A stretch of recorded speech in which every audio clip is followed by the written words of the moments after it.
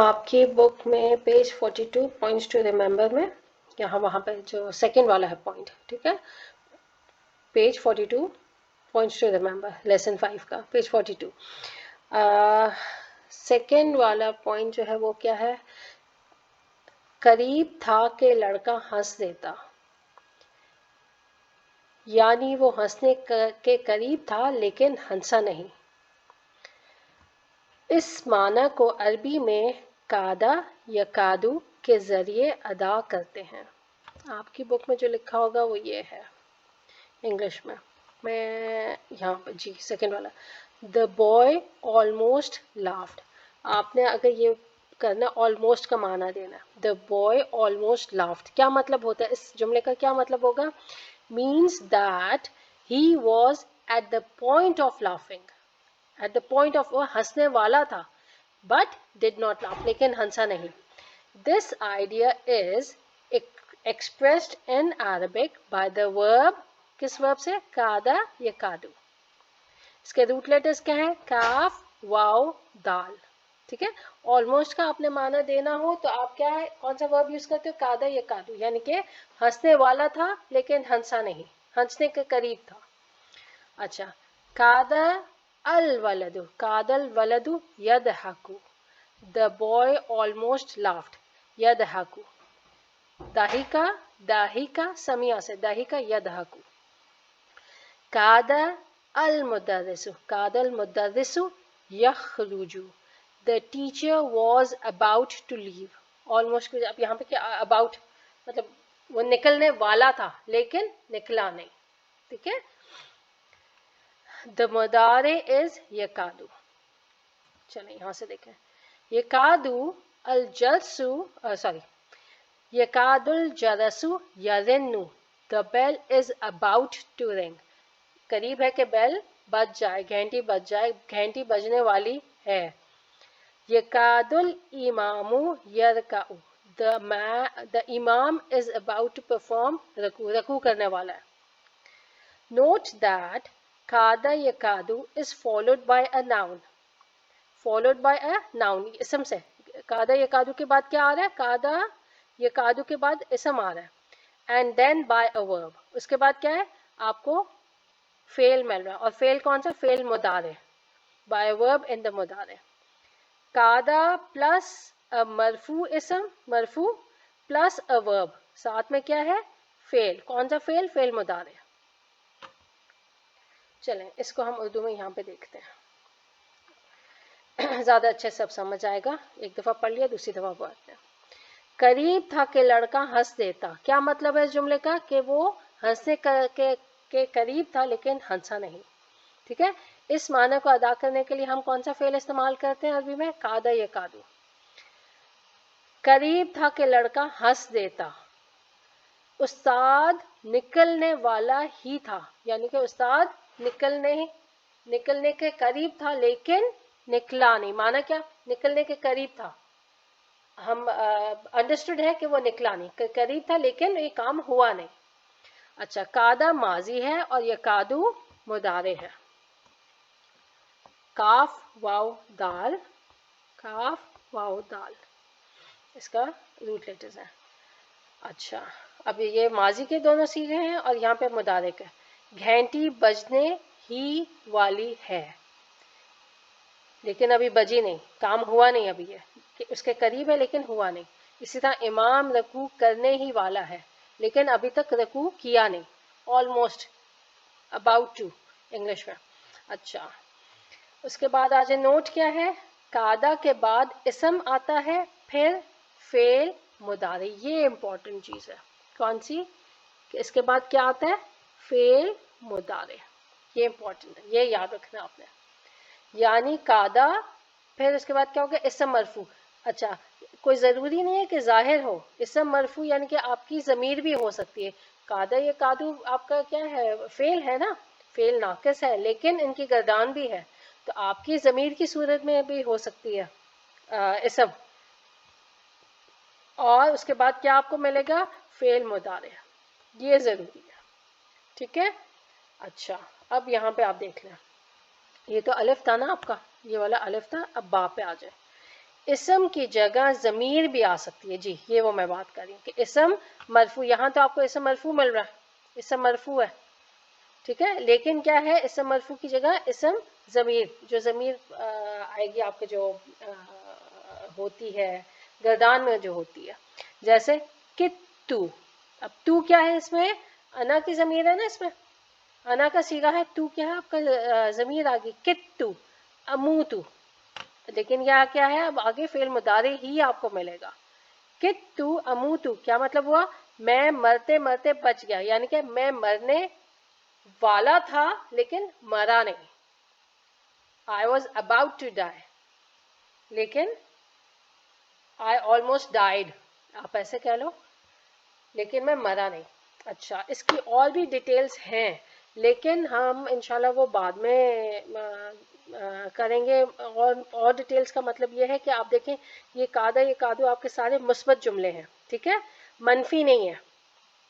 ماں نہیں لگایا، لا نہیں لگایا، ماں قادہ نہیں کہا میں نے، لا یا قادو نہیں کہا، تو وہ اس کو انشاءاللہ ہم بعد میں دیکھیں گے. جو منفی ہیں جو فعل آپ کا ماضی یا مضارع منفی ہو جاتا ہے. ابھی ہم صرف ابھی جو پڑھ رہے ہیں وہ کیا ہے مثبت کا.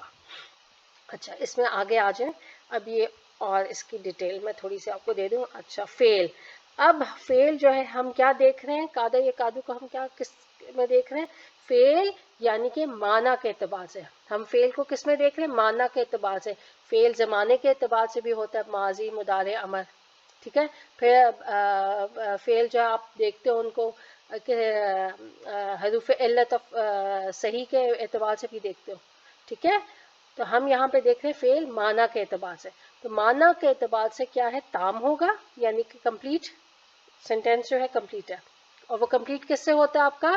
آپ کا فعل اور فاعل سے، یعنی کہ اس کا فعل ہوگا اور فاعل، تو یعنی کہ وہ تام ہے.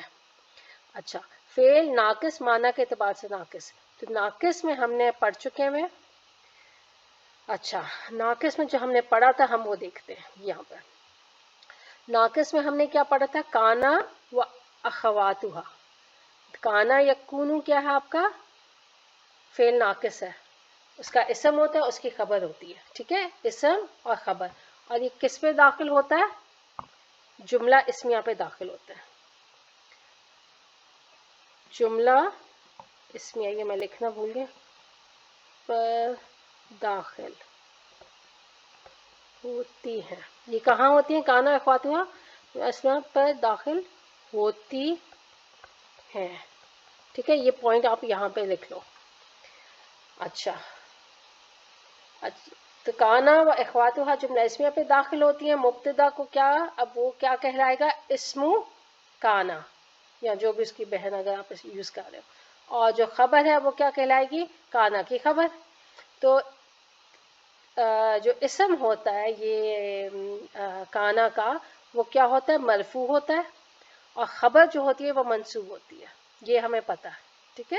لیسا کانا اور لیسا ہم نے دو کیے ہیں بس ابھی تک، اسم لیسا خبر لیسا منصوب. اچھا خبر جو ہے ہمیں ایک یہ چیز پتا ہے کہ خبر جو ہے آپ کی مفرد ہو سکتی ہے. کانا لیسا ان سب یہ جو بہنیں ہیں ان سب کی کیا ہے؟ خبر آپ کی مفرد بھی آ سکتی ہے، شبو جملہ بھی ہو سکتی ہے جس میں ظرف یا حرف جر وہ اس طرح آ جاتا ہے، اور جملہ بھی آ سکتے ہیں. تو جملہ میں جملہ فعلیہ جملہ اسمیہ بھی آ سکتی ہے ٹھیک ہے. تو کانا و اخواتہا کی خبر کیا ہو سکتی ہے؟ آپ کی مفرد بھی ہو سکتی ہے، شبہ جملہ بھی جملہ بھی. اچھا اب یہاں پہ آ جائیں آپ قاعدہ. قاعدہ اب دیکھیں میں نے کیا الگ کیا ہے، یہ قاعدہ بھی ناقص ہے، فعل ناقص ہے، اور کانا بھی، کانا اس کی بہن ہے، لیکن میں نے ان کو الگ لکھا ہے. کیوں لکھا ہے وہ غور کیجئے گا بھی آپ. سیم وہی دیکھیں کہاں پہ داخل ہوگے، یہ بھی آپ کا جملہ اسمیہ پہ داخل ہوتی ہیں. قاعدہ و اخواتہا کہاں پہ داخل ہوتی ہیں؟ جملہ اسمیہ پہ داخل ہوگی. سیم یہاں تک وہی ہے. اسم ہوگا ان کا سیم یہاں پہ بھی ہے، کانا کا بھی اسم ہے، مرفوع مرفوع، خبر منصوب اس کی بھی خبر منصوب. فرق کہاں پہ؟ خبر مفرد شبہ جملہ جملہ، اور یہاں پہ قاعدہ و اخواتہا کی کیا ہے؟ خبر کیا ہوگی؟ فعل مضارع، صرف اور صرف فعل مضارع. جملہ فعلیہ میں فعل مضارع، ماضی بھی نہیں، نہ مفرد ہوگی، نہ شبہ جملہ ہوگی، نہ جملہ اسمی ہوگی، فعل ماضی بھی نہیں ہوگا. کیا ہوگی اس کی؟ قاعدہ و اخواتہا کی خبر کیا ہے؟ فعل مضارع ہی آئے گی. ٹھیک ہے, فعل مضارع پہ ان آ جاتا ہے, ان لگ سکتا ہے, لیکن فعل کون سا ہوگا؟ فعل مضارع لازماً آپ کو ملے گا اس کی خبر میں. ٹھیک ہے, تو یہ فرق ہے. تو ناقص میں کیا دو گروپس بن جاتے ہیں, دو گینگز ہیں فعل ناقص میں معنی کے اعتبار سے. قعدہ و اخواتها, جس کی کیا ہے خبر کیا ہوگی؟ فعل مضارع ہوگی. اور جو کانا و اخواتها وہ کیا ہے آپ کی خبر؟ مفرد شبہ جملہ, جملہ کچھ بھی ہو سکتی ہے, اور جملہ اسمیہ پہ یہ داخل ہوتا ہے. تو انشاءاللہ یہ آہستہ آہستہ ساتھ کرتے جائیں گے اور سمجھ آتا جائے گا. ابھی صرف یہ یاد رکھیں کہ قعدہ و اخواتها, قعدہ کو ابھی اوکے صرف قعدہ کو یاد رکھیں, و اخواتها بھی بھول جائیں. ابھی قعدہ یقعدو, قعدہ یقعدو خبر کیا ہوگی؟ فعل مضارع ہوگی. سمپل, جملہ اسمیہ پہ داخل ہوگا اور فعل مضارع اس کی خبر ہوگی. چلیں ہم یہاں سے دیکھ لیتے ہیں. اگر قعدہ نہ ہو یہاں پہ, ٹھیک ہے, اس جملے کا قعدہ, تو کیا ہوگا؟ الولد یضحک. ٹھیک ہے, تو یہ آپ کا مبتدا اور یضحک جملہ فعلیہ خبر. تو آپ کا کیا بن گیا؟ مبتدا خبر جملہ اسمیہ. اب قعدہ اس میں داخل ہو گیا, قعدہ داخل ہوا تو مبتدا کیا ہو گیا؟ اب اسم قعدہ, اور آپ کی جو خبر ہے اب خبر قعدہ. اور اب یہ کیا ہے؟ فعل مضارع ہے. فی محل کیا ہو جائے گا؟ فی محل نصب خبر قعدہ. اس کو ایسے کریں گے. چلیں انشاءاللہ یہ آگے آپ کی ایکسرسائز میں آئے گا, اس کو بھی ہم دیکھ لیتے ہیں. ابھی فی الحال اتنا کافی ہے, بس آپ نے آلموسٹ کہنا ہے, قریب ہے. یہ قریب کا معنی دینا ہے تو ہم کون سا فعل استعمال کریں گے؟ قعدہ یقعدو, قعدہ یقعدو استعمال کریں گے. ٹھیک ہے, انشاءاللہ یہ ہم پریکٹس کریں گے اس کی اور جملوں میں, تو تھوڑا اور کلیئر ہوگا. چلیں اب ایک آ جائیں کس پہ جی, اب جو فورتھ پوائنٹ ہے, فورتھ پوائنٹ اس پہ آ جائیں. انما, انما کو ہم دیکھیں. انما انظروا الی الصور, میں صرف تصویروں کو دیکھ رہا ہوں. میں تو صرف تصویروں کو دیکھ رہا ہوں, تصویروں کی طرف دیکھ رہا ہوں, اس کا یہ مطلب بنتا ہے. انما کے معنی ہے صرف, بس, فقط, وغیرہ. مزید مثالیں ملاحظہ ہوں. انتا کا انتا لا تکتب الدرس, ایک منٹ. انتا لا تکتب الدرس انما تکتب رسالتا, تو سبق نہیں لکھ رہا ہے. انتا تو, لا تکتبو نہیں تم لکھ رہے, الدرس تم درس نہیں لکھ رہے, انما تم تو صرف کیا کر رہے ہو؟ لکھ رہے ہو رسالہ, لیٹر, بلکہ تو صرف خط لکھ رہا ہے. اچھا آگے. انما الاعمال بالنیات, اعمال کا دار و مدار صرف نیتوں پر ہے. ابھی صرف کا معنی کہاں سے آیا؟ انما سے.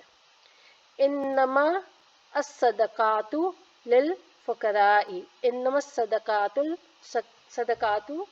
للفقراء, صدقات صرف غریبوں کے لیے ہیں. ٹھیک ہے, تو یہ صرف کا معنی کہاں سے آ رہے؟ انما. انما ایمفسائز کرنے کے لیے آتا ہے. ٹھیک ہے, حصر کا مفہوم پیدا کرتا ہے. تو انشاءاللہ یہ ہم بعد میں دیکھیں گے اس کو ڈیٹیل میں, تھوڑا مے بی نیکسٹ کلاس میں. انگلش میں دیکھ لیں. انما I am only looking at the pictures. انما مینز اونلی. ٹھیک ہے, چلیں ابھی فی الحال یہ کافی ہے. بس یہ یاد رکھیں کہ انما جو ہے آپ کا فعل جملہ فعلیہ پہ بھی آئے گا اور جملہ اسمیہ پہ بھی داخل ہوتا ہے, دونوں جملوں پہ داخل ہوتا ہے. چلیں انشاءاللہ باقی. اچھا ضمیر الفصل یہاں پہ یہ دیکھ لیں, یہ بھی میں نے لکھا ہوا پھر سے. یہ ایکچولی آپ کا کہاں پہ ہے ضمیر الفصل کو جو بتایا ہوا ڈاکٹر ابراہیم نے, یہ ہے بک 3, اولڈ بک 3 لیسن 26 میں. اگر کسی کو دیکھنا ہے تو اس میں سے دیکھ سکتے ہیں. اولڈ بک کی بات کر رہی ہوں, اولڈ بک 3 لیسن 26. ھذا رجل کا معنی ہے یہ آدمی ہے, اور ھذا الرجل کا معنی ہے یہ وہ آدمی ہے. اب وہ کو بریکٹ میں کیا ہوا انہوں نے, ٹھیک ہے, یعنی کہ خاص آدمی کی بات کر رہی ہوں.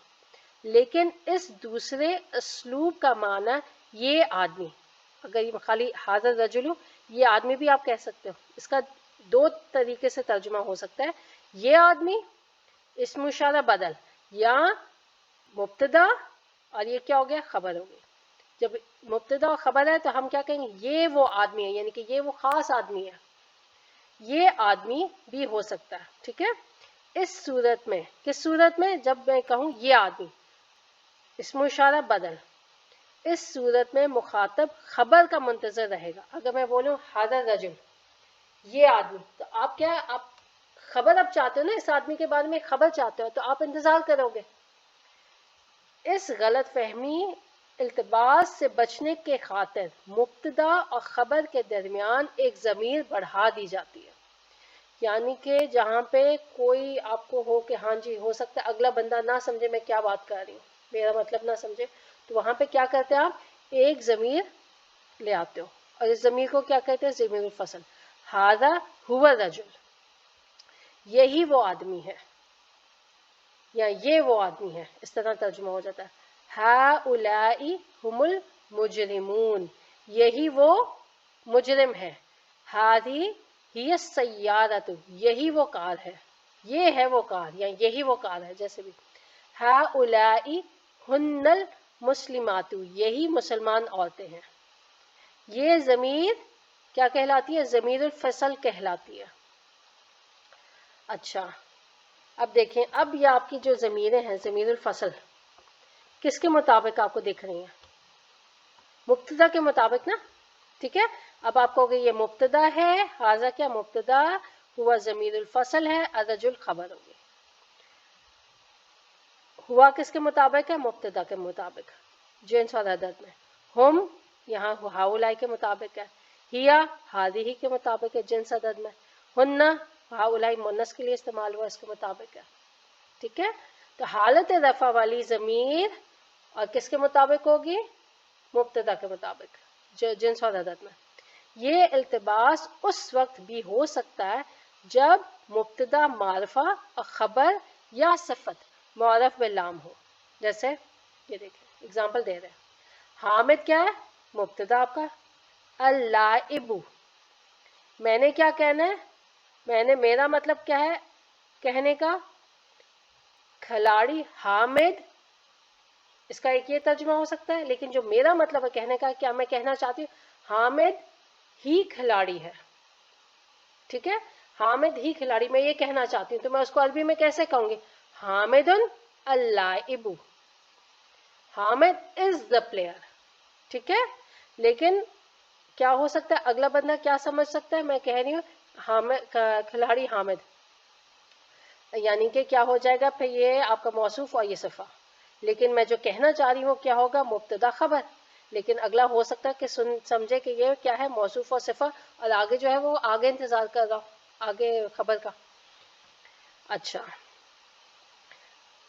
اگر ہم دوسرا معنی لیں تو حامد هو اللاعب کہیں گے. ٹھیک ہے.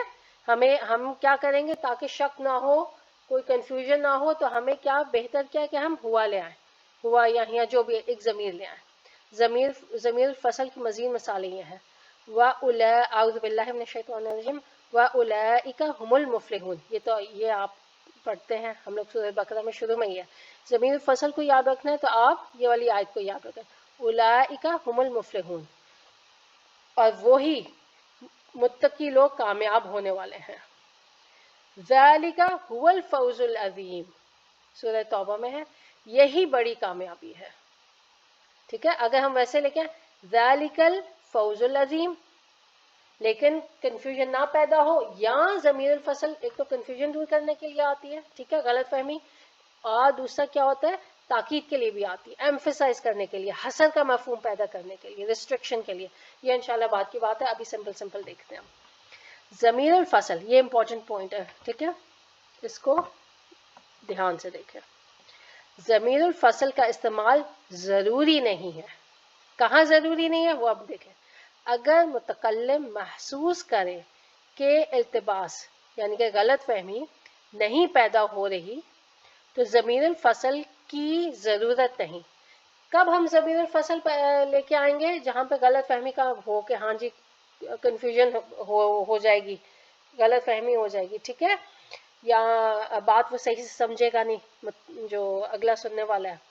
یہاں پھر میں نے ایک اور وجہ آپ کو بتائی ہے کہ وہ ریسٹرکشن کے لیے حصر کا مفہوم پیدا تھا ایمفیسائز کرنے کے لیے، وہ یہاں پہ ڈاکٹر ابراہیم نے ذکر نہیں کیا.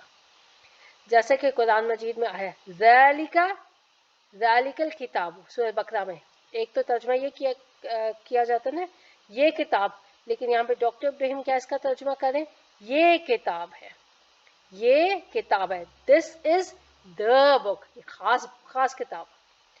ذالک الفوز العظیم یہ بھی آیا 89 میں، اور یہاں پہ 72 میں. اس کو بھی کیا کہتے ہیں، ان دونوں آیتوں میں فرق دیکھیں. سورہ توبہ کی ہے، وہ کانٹیکس سے ہمیں پتہ چلتا ہے کہ یہاں پہ ضمیر الفصل کیوں استعمال ہوئی ہے اور یہاں نہیں استعمال کی، ضرورت نہیں محسوس کی. یہی بڑی کامیابی ہے. ٹھیک ہے، دیکھیں دونوں کا ترجمہ ایک ہی ہے. اچھا، ضمیر الفصل کا اس کا کوئی معنی نہیں ہوتا. ٹھیک ہے، اعراب میں آپ صرف کیا جب اینالائز کرو گے ضمیر الفصل کہو گے اور اس کا معنی نہیں ہوتا، اس کا فائدہ ہوتا ہے. ٹھیک ہے، لیکن اس کا معنی کوئی نہیں آپ کرتے کہ آپ اس کو کہو کہ یہ ہوا کا معنی دے رہا ہے، نہیں نہیں، معنی نہیں دیتا یہ. چلیں انشاءاللہ باقی دیکھتے ہیں کتنا سمجھ آیا، بتائیے گا اگر تو ہوا ہے کچھ سمجھ آئے، یا آہستہ آہستہ انشاءاللہ آگے دیکھتے جائیں گے جیسے جیسے ہوگا. اوکے جی، السلام علیکم ورحمۃ اللہ وبرکاتہ.